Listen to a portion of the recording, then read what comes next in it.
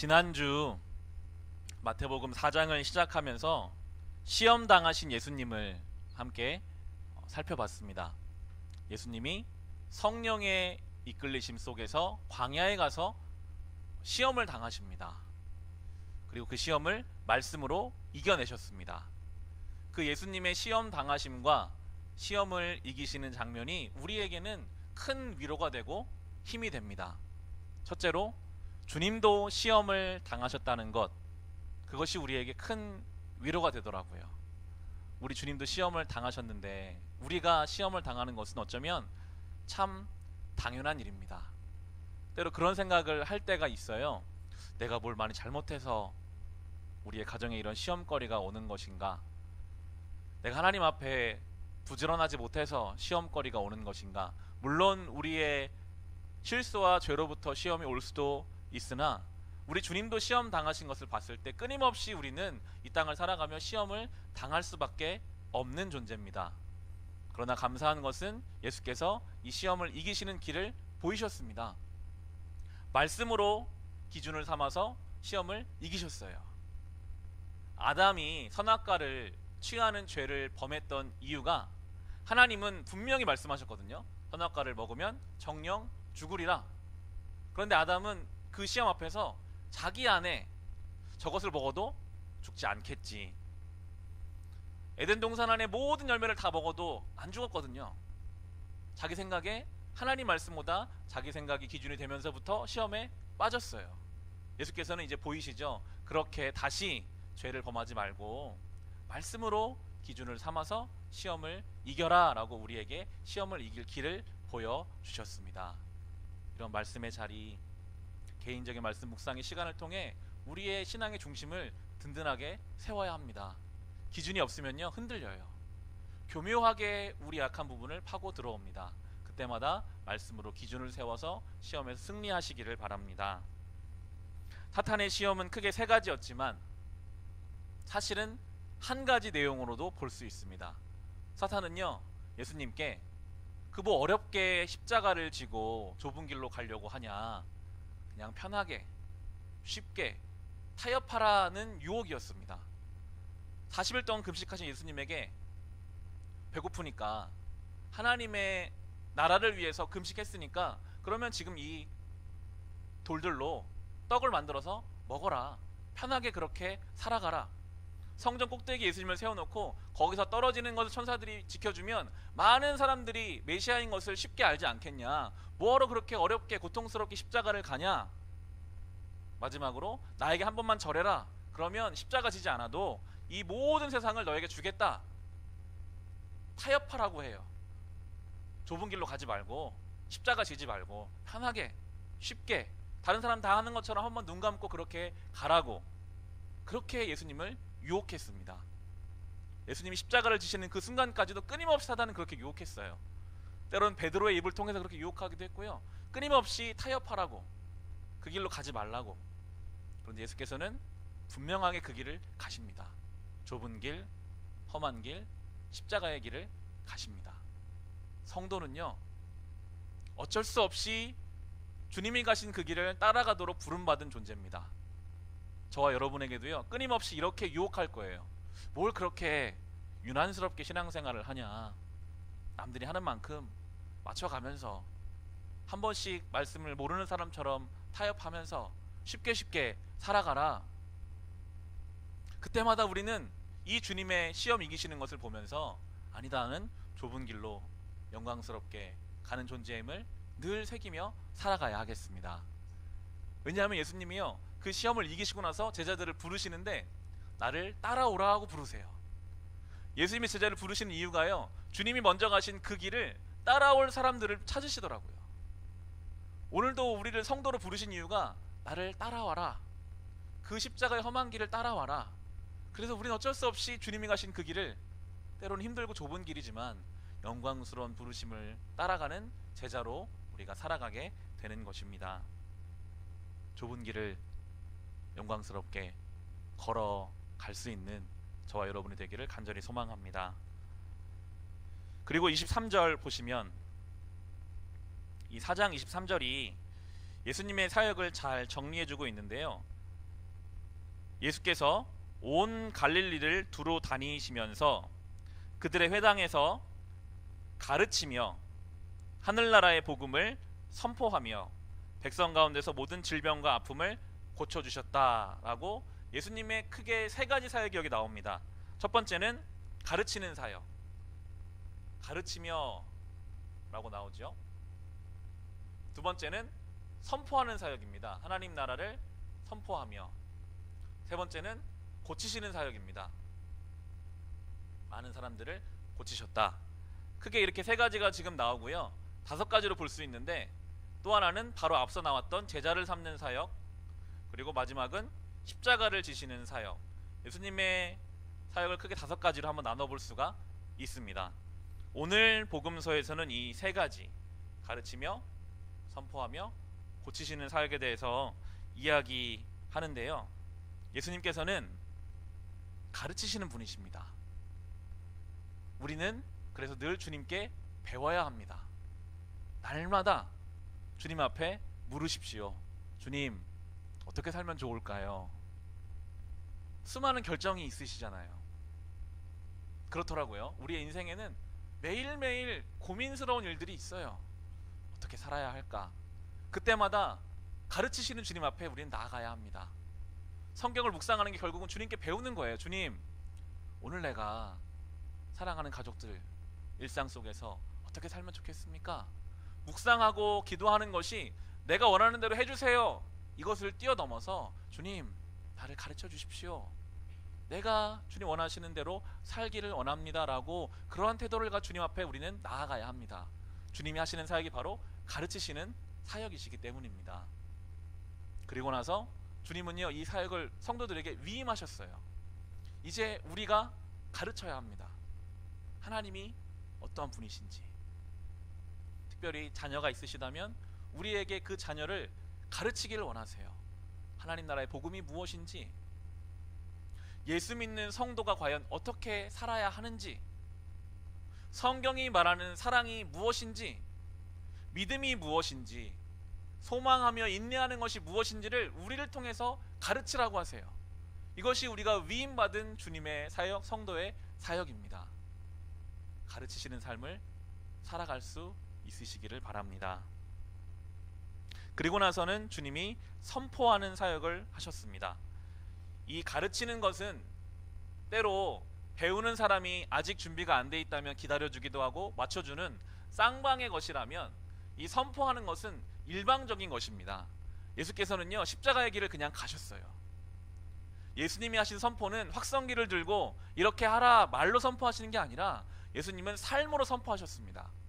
그 당시 예수님의 그 삶을, 왜 하나님의 아들이 이 땅에 와서 십자가에서 죽어? 아무도 이해 못했어요. 하지만 주님은 선포하셨어요. 이것이 하나님의 나라고 복음이고 이것이 믿는 자의 길이다. 죽어서까지라도 죄인을 살리신 하나님의 사랑이다라고 그 삶으로 선포하셨어요. 많은 사람들에게 보이셨습니다.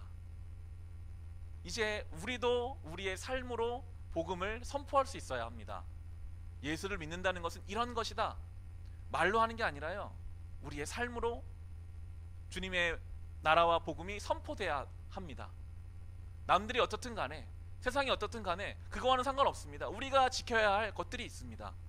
하나님을 사랑하고 이웃을 사랑하는 것, 주님이 우리를 위해 죽으셨듯 우리도 그렇게 내 사람들을 위해서 헌신하는 것, 그렇게 우리의 삶으로 복음을 선포하라고 우리를 또한 부르고 계십니다.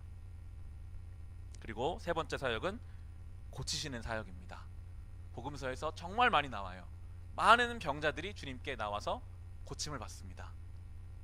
하나님을 떠난 모든 인생은요, 다 병들어 있습니다. 육신적인 병뿐만이 아니라 영혼이 병들어 있고 관계들이 병들어 있고 제대로 돼 있는 게 없어요. 그래서 예수님이 이 땅에 오셔서 고쳐주시기 시작했습니다.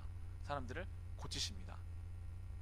우리도 가장 먼저는 내가 먼저 주님께 가서 고침을 받아야 합니다.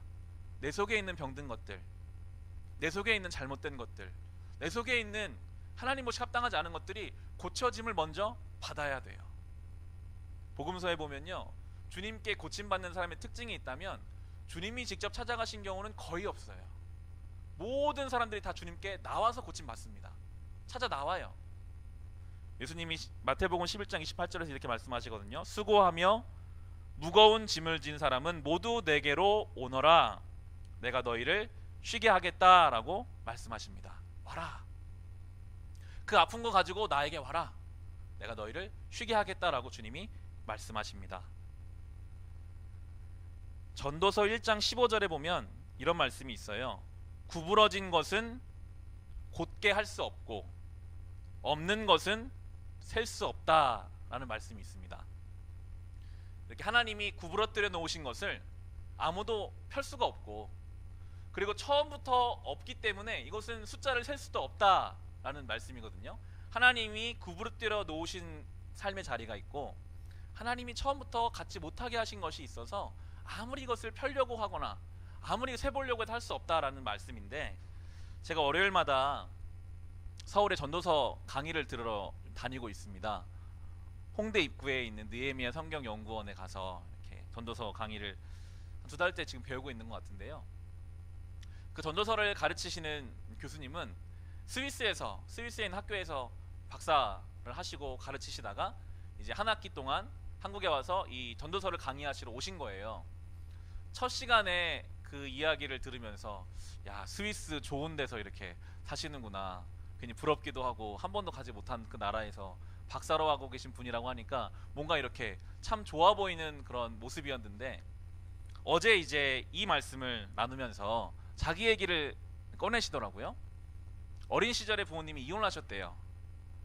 어린 시절에 부모님이 이혼을 해서 자기와 아래 동생이 하나 있는데, 기억에 남는 하루가 있다면 새로 들어오시는 어머니와 처음 만나는 그날이 지금도 마음에 상처로 남아있는데, 이 아버지는 또 그 어머니와도 헤어지시고 또 다른 어머니를 또 집에 모셔서 자기는 지금 어머니가 3명이 있다, 낳아주신 어머니와 2명의 새어머니가 있다라는 이야기를 하면서 어린 시절에 이 말씀, 왜 하나님이 내 인생을 이렇게 구부러뜨려 놓으셨을까? 왜 하나님이 나에게는 단란하고 행복한 가정인을 처음부터 없게 하셨을까? 이 문제에 매여서 너무나 어려웠다는 거예요. 그런데 하나님이 구부러뜨려 놓은 이 문제 때문에 주님께로 가는 거죠. 없는 것 때문에 주님께로 가요. 복음서에 보면요, 병든 사람들이 그 병든 것 때문에 주님께 나가요. 병들지 않았으면 안 갔을 거예요. 찾지 않았을 거예요. 그런데 주님은 그것을 구부러뜨려 놓으심으로써 이것을 펼 수 있는 분이 하나님밖에 없기 때문에 주님께로 나오게 하시더라고요. 그리고 그것을 고쳐주신 다음에 이제 같은 문제를 겪는 사람들에게 가서 그것을 고치는 도구로 사용하시는 주님, 고쳐주시는 사역의 예수님을 우리가 함께 살펴보게 될 것입니다. 주님은 이렇게 3가지 사역을 하셨습니다. 가르치셨고, 선포하셨고, 고쳐주셨습니다. 이 주님을 우리가 경험해야 합니다. 우리를 날마다 가르치시는 주님, 우리도 가르치며 살고, 이미 그 길을 아무도 이해하지 못해도 선포하셨던 그 주님, 우리도 이제 성도다운 삶으로 선포해야 하고요. 고치시는 주님 앞에 나가서 우리의 고침받고, 그리고 우리도 누군가를 고치는 주님의 도구로 사용되어야 하겠습니다. 그리고 이제 5장부터 살펴보게 될 산상설교입니다. 5장부터 7장까지가 산상설교가 시작되는데요, 바로 이것은 가르치시는 주님이시죠. 가르치시는 주님의 모습을 산상설교를 통해서 보게 될 것입니다. 5장 1절 2절을 보시면, 예수께서 무리를 모시고 산에 올라가 앉으시니 제자들이 그에게 나와왔다. 예수께서 입을 열어서 그들을 가르치셨다라고 하면서 이 산이 나옵니다. 산은 성경에서 중요한 영적인 의미를 갖습니다. 특별히 모세에게 하나님이 시내산에서 하나님의 말씀과 율법을 주셨죠. 언제 이스라엘 백성이 하나님의 백성이 되었는가? 바로 이 시내산에서 하나님께 말씀을 받을 때 하나님과의 그런 개혁관계가 생기면서 하나님 백성이 된 거거든요. 그런데 우리가 구약을 통해 본 것을 결론적으로 보면 이 모세에게 주신 율법대로 못 살았어요. 실패해서 땅도 빼앗기고 망하고, 다시 오신 예수님이 이 모세와 같이 산에서 예수께서 이제 다시 말씀을 주심으로 다시 하나님 백성을 만들고 계십니다. 예수님께로부터 말씀을 받았다는 것은 엄청난 특권입니다. 우리에게 이 하나님 말씀을 주셨다는 것이 얼마나 놀라운 은혜인지 몰라요. 이 말씀 우리가 오늘 이렇게 듣고 있다는 것, 주님께서 하나님 백성 삼으시겠다는 하나님의 말씀이거든요. 오늘도 우리는 이 말씀 앞에 서서 특별히 이제 이 팔복을 이제 들어가게 될 텐데요. 3절 보시면 마음이 가난한 사람은 복이 있다. 하늘나라가 그들의 것이다 라고 하면서 팔복이 시작됩니다. 3절이 첫 번째 복이고 10절이 이제 마지막인데, 공통적으로 이 첫 번째와 마지막의 결과가 하늘나라가 그들의 것이다 라고 나옵니다. 그래서 이 팔복의 첫 번째도 하늘나라가 그들의 것이다, 마지막에 의를 위해 박해를 받는 것도 하나님 나라 그들의 것이다 라고 나와 있어서 이 팔복의 처음과 끝이 전부 다 하늘나라, 이제 우리 개역성경에는 이게 천국이고요. 그리고 마가복음과 누가복음에서는 이게 하나님 나라로 나옵니다. 이 하늘나라, 하나님 나라, 천국은 우리에게는 장소적인 개념으로 다가올 때가 있습니다. 죽어서 가는 곳, 여기가 아닌 어떤 다른 장소라고 생각할 수가 있는데, 성경이 말하는 이 하늘나라, 천국, 하나님 나라는 장소적인 개념이 아니라 하나님의 통치가 이루어지는 삶이고, 하나님의 다스림이 있는 삶이고, 하나님의 질서 속에서 사는 삶. 그래서 죽어서 가는, 물론 우리가 죽어서 가겠지만 이미 이 땅 가운데 이 하나님의 통치와 다스림과 질서를 누리며 사는 것이, 그것이 바로 하나님의 나라, 하늘 나라이고, 이 팔복의 복이 바로 이 하나님 나라를 이 땅 가운데 누리며 살아가는 삶이다라고 설명하면서, 첫 번째가 마음이 가난한 사람이에요. 마음이 가난하다, 어떤 의미일까요? 아무것도 내 마음에, 내 내면에 아무것도 없음을 인정하는 거예요. 우리가 아까 찬양한 것처럼 은혜 아니면 살아갈 수 없습니다. 정말 하나님 내 속에 많은 것이 있는 줄 알았는데, 내가 내 속의 것으로, 내 안의 것으로 살아갈 수 있을 줄 알았는데, 나를 하나님 앞에 보니까 아무것도 없습니다. 여기서 말하는 가난은 아주 극빈을 말하거든요. 여러분, 정말 극도로 가난한 사람이 무엇을 할 수 있습니까? 아무것도 못해요. 누군가 도와주지 않으면 할 수가 없습니다. 성경이 말하니 마음이 가난하다는 것은 하나님 앞에 나아갈 때 이 갈급함으로, 하나님, 오늘도 나는 하나님 은혜 없으면 못 삽니다. 나 오늘 하나님의 도우심 없이는 살아갈 수 없습니다. 내 가족도 내가 사랑할 만한 사랑이 없고요, 작은 상황 하나에도 감사할 만한 감사가 내 안에 없습니다. 철저히 주님 앞에 의지하고 갈급하게 나아가는 것, 그것이 바로 심령이 가난한 사람. 주님께서는 이러한 태도로 하나님 앞에 나오는 그 사람이 이 땅 가운데서 하나님의 통치와 질서와 다스림을 누리며 하나님 나라를 누리며 살아갈 것이다 라고 말씀하십니다. 두 번째는 슬퍼하는 사람은 복이 있다. 하나님이 그들을 위로하실 것이다 라고 나옵니다. 이 산상수훈이 5장부터 7장까지가 산상수훈이 이렇게 쭉 이어지는데요, 이 5장과 7장 가장 중심에 있는 것이 바로 주님의 기도, 주기도가 있습니다. 그래서 산상수훈을 이해할 때는 이 주기도문으로 모든 내용들이 이렇게 가고 있다라고 이해하면 된다, 그렇게 설명하고요. 이 주기도문에 또 중심이 있다면 그것은 하나님의 뜻이 하늘에서 이루어진 것처럼 땅에서도 이루어지이다 하는 이 기도가 중심에 있다. 그래서 이 산상수훈을 볼 때는 이러한 배경을 가지고 이해하면 좋다라고 하는데, 그래서 이 슬퍼하는 사람을 볼 때 무엇에 슬퍼하는 사람의 복이 있는가? 하나님의 나라가 하늘에서 이루어진 것처럼 이 땅에서 이루어져야 하는데 그게 이루어지지 않는 것을 슬퍼하는 사람이 복이 있다라는 거예요. 하나님의 나라가 내 삶에서도, 내 심령 속에서도 이루어져야 하는데 내 심령은 욕심이 가득하고 끊임없이 비교하고 늘 번잡한, 그것이 슬퍼야 하고, 내 가정에도 이 하나님 나라가 이루어져야 하는데 내 가족들을 보면 여전히 하나님 나라가 이루어지지 않는 것을 보면 내 마음이 정말 애통하고, 내 주변을 돌아볼 때 이 세상과 우리의 교회와 다른 사람들의 그 삶 속에 하나님 나라가 이루어지지 않은 것을 슬퍼하는 사람, 그 사람은 복이 있다, 하나님이 그들을 위로하실 것이다 라고 말씀하십니다. 그 슬퍼하는 심령이 우리 가운데 있기를 원합니다. 하나님의 나라가 우리 가운데 이루어지기를 간절히 바라야 하겠죠. 5절을 보시면 온유한 사람은 복이 있다, 그들이 땅을 차지할 것이다 라고 나옵니다. 성경에서 온유는 늘 겸손과 함께 붙어 다닙니다. 예수님이 본인을 설명하실 때 나는 온유하고 겸손하니 라고 설명하셨습니다. 온유는 부드러운 것, 그리고 겸손한 것입니다. 하나님 앞에 온유하고 겸손한 인생은 땅을 차지한다 라고 말하고 있어요.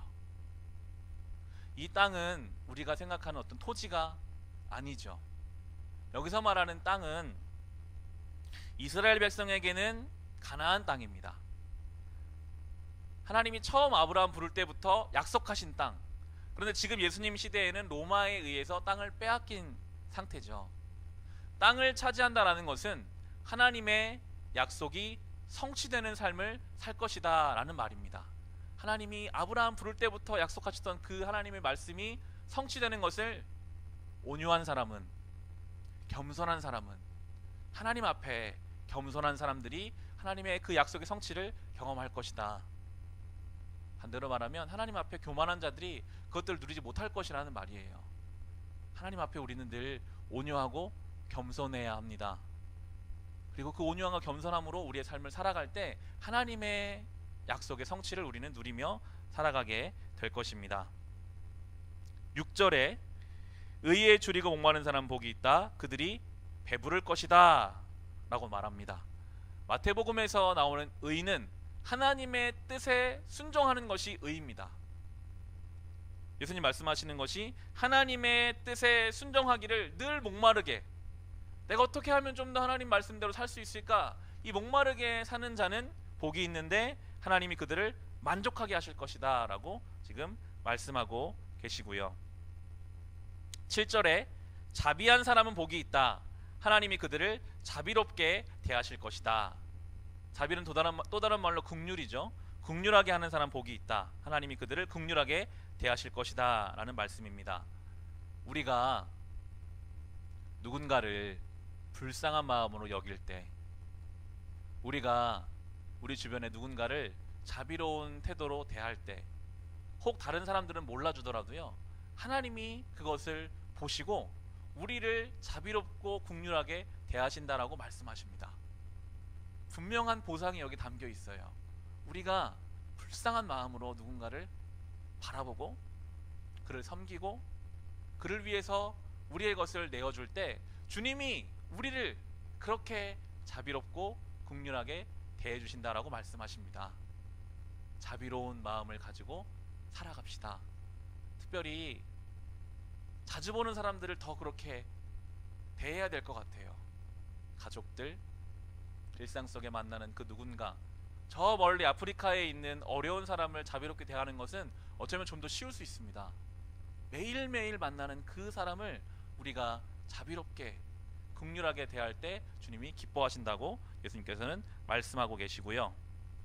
8절에 마음이 깨끗한 사람은 복이 있다, 그들이 하나님을 볼 것이다 라고 말씀하십니다. 여기서 말하는 마음이 깨끗하다라는 것은 마음이 나누어지지 않는다라는 뜻입니다. 한 마음을 가지고 있다. 하나님을 향해서 순전한 마음, 나누어지지 않은 마음을 가지고 있는 사람은 하나님을 본다라고 하는데요, 이 하나님을 본다라는 것은 이 당시에는 하나님을 안다라는 뜻으로 이해됐습니다. 이 당시 사람들은 글을 읽을 수 있는 사람이 많지 않았기 때문에 본다라는 말에는 안다라는 뜻이 담겨 있었습니다. 본다라는 말에는 경험한다라는 뜻이 담겨져 있습니다. 하나님을 향한 순전한 마음, 나누어지지 않는 마음을 가진 자가 하나님을 알 것이고 하나님을 경험할 수 있을 것이다 라고 말씀해주고 계십니다. 그리고 9절에 평화를 이루는 사람은 복이 있다. 하나님이 그들을 자기의 자녀라고 부르실 것이다 라고 말씀하십니다. 저와 여러분은 이미 하나님의 자녀입니다. 하나님의 자녀의 특징이 있다면 평화를 이루는 사람이래요. 평화롭지 않은 그곳에 하나님의 자녀가 가면 평화를 만듭니다. 이것이 하나님의 자녀가 가진 특징 중에 하나입니다. 우리는 피스메이커, 평화를 만드는 사람들이 돼야 합니다. 정말 우리가 주님의 자녀라면 어떻게 교회 안에 다툼과 분쟁이 있을 수 있겠습니까? 우리는 평화를 만드는 사람인데요. 정말 우리가 주님의 자녀라면 우리의 가정에, 우리의 일상에 평화가 만들어져야 합니다. 우리를 통해서 그 평화를 만들어가는 것, 그것이 하나님의 자녀로 살아갈 중요한 사명입니다. 평화를 만드는 사람이 되십시오. 이것을 위해서 우리가 또한 주님 앞에 기도해야 하겠습니다. 마지막입니다. 10절, 11절, 12절에 보시면 의를 위하여 박해를 받은 사람은 복이 있다. 하늘나라가 그들의 것이다. 너희가 나 때문에 모욕을 당하고 박해를 받고 터무니없는 말로 온갖 비난을 받으면 복이 있다. 너희는 기뻐하고 즐거워하여라. 하늘에서 받을 너희의 상이 크기 때문이다. 너희보다 먼저 온 예언자들도 이와 같이 박해를 받았다라고 말씀하시면서 이 마지막 의를 위하여 박해를 받는 사람이 복이 있는데 그들은 상까지 받을 것이다 라고 지금 말씀하고 계시는데요. 의를 위하여 박해를 받는다. 지금 이 대한민국에서 예수를 믿기 때문에 우리가 박해를 받을 수 있을까요? 단순하게 생각하면 그럼 중동으로 가야 되나? 선교지로 가야 하나? 그래야 의를 위해 박해를 받나라고 생각할 수도 있지만 우리가 진지하게 주의 말씀대로 살려고 작정하면요 박해를 받습니다. 예를 들어 예수를 믿는 어느 성도가 사업을 하는데 조금 타협하고 조금 양심을 속이고 남들 하는 만큼 이렇게 맞춰가면 이 정도의 이익을 얻을 수 있는데 내가 예수를 믿기 때문에 철저하게 지키고 철저하게 타협하지 않고 그렇게 함으로 해서 이만큼 얻을 수 있는 이익에서 적은 이익을 얻는 선택을 스스로 한다면 그것이 의를 위해서 박해를 받는 일이 될 수 있을 것입니다. 우리가 수많은 인간관계를 맺을 때 예수를 믿기 때문에 져주고 참아주고 누가 나를 뭐라고 해도 웃어주고 그런 일이 반복되면요 믿지 않는 사람들은요 때로 우리 그것을 이용해요. 우리의 선의를 악용하기도 합니다. 바보가 될 수도 있고요 만만하게 보일 수도 있습니다. 그럼에도 내가 예수를 믿고 주님이 나를 위해 죽기까지 하셨기 때문에 우리가 그 일을 당한다고 생각하고 그 길을 가는 것이요 의를 위해서 박해를 당하는 일입니다. 우리 예수님 말씀하시죠. 그렇다면 그렇게 박해를 당했다면 기뻐하고 즐거워해라. 억울해하는 게 아니라요 분해하는 게 아니라요 기뻐하고 즐거워하래요. 여기서 성경에 말하는 기뻐하고 즐거워하라는 아주 큰 기쁨을 말합니다. 날뛰는 기쁨을 말합니다. 내가 주님을 위해서 박해를 받을 수 있음에 날뛰도록 기뻐하라. 하늘에 상이 있다. 이 말은 하나님이 보신다는 거예요. 하나님이 알고 계신다는 거예요. 그게 상입니다. 내가 신앙 지킨다고 내가 이렇게 바보같이 산다고 누가 알아주겠어? 허공에서 허우적거리는 것 같이 느껴질 수도 있으나 성경은 말하고 있습니다. 주님이 보신다. 주님이 아신다. 다 하나하나 보셔서 그걸 다 상으로 주실 주님이 우리의 그 신앙의 태도를 보고 계신다라고 말씀하고 계십니다. 팔복을 보면요 이게 복인가 하는 생각이 듭니다. 아니 어떻게 마음이 가난한 게 복이고 슬퍼하는 게 복이고 박해를 받는 게 복일까? 우리가 생각하는 복은요 우리가 예수 믿기 전에 갖고 있던 복이라는 개념은요 어디서 막 우리의 삶으로 뭔가가 와서 우리를 채워주는 게 복이에요. 경제적인 것, 자녀, 건강, 나의 삶에 부족한 것을 막 채워주는 것이 우리가 생각해왔던 복일 수 있습니다. 그런데 오늘 성경이 말하는 복은요 우리가 복으로 사는 것, 우리 자체가 복이 되는 것이에요.